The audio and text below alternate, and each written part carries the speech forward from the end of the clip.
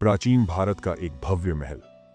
Camera राज दरबार को दिखाता है, जहां वीर महाराजा विक्रमादित्य सिंहासन पर विराजमान है। कथावाचक शुरू करता है। ये कहानी है वीर महाराजा विक्रमादित्य की, जिनकी वीरता और न्यायप्रियता के किस्से पूरे भारतवर्ष में मशहूर थे।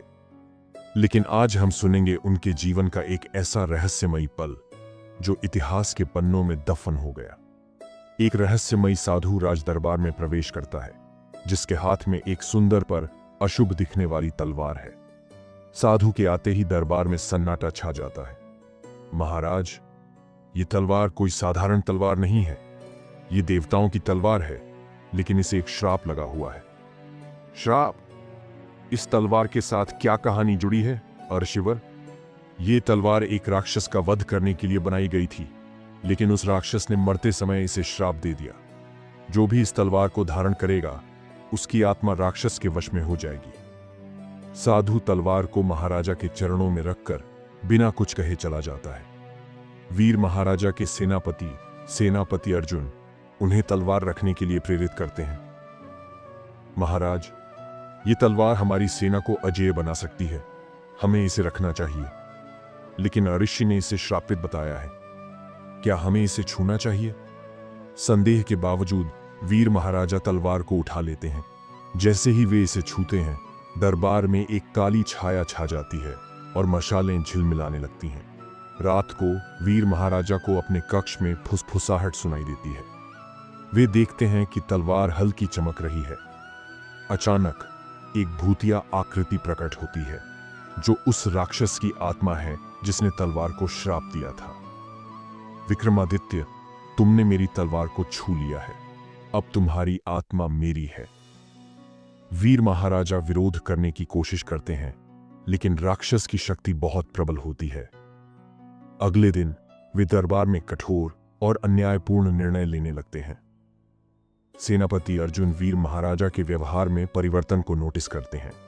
वे पुरोहित जी से सलाह लेते हैं, जो सच्चाई बताते हैं। महाराज पर श्राप का असर हो गया है। अगर हमने जल्दी कुछ नहीं किया, तो वो पूरी तरह राक्षस के वश में हो जाएंगे। हम क्या कर सकते हैं? हमें उस तलवार को वापस उसी मंदिर में रखना होगा जहां से वो लाई गई थी। लेकिन ये आसान नहीं होगा। महाराज अब हमारे दुश्मन बन चुके हैं। सेनापति अर्जुन और कुछ वफादार सैनिक रात में तलवार को वापस लेने के लिए महल में घुसते हैं। वीर महाराजा, जो अब पूरी तरह राक्षस के वश में हैं, उनका सामना करते हैं।